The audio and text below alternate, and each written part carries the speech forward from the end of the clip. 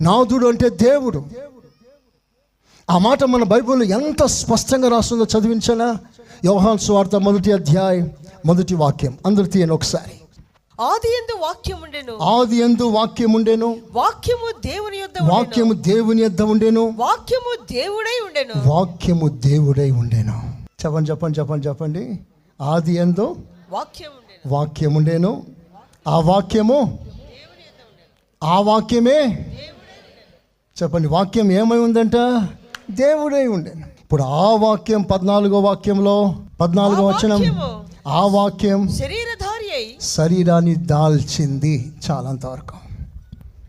ఓం ఒక ఆకారాన్ని ధరించింది. వాక్యం శరీరాన్ని ధరించింది.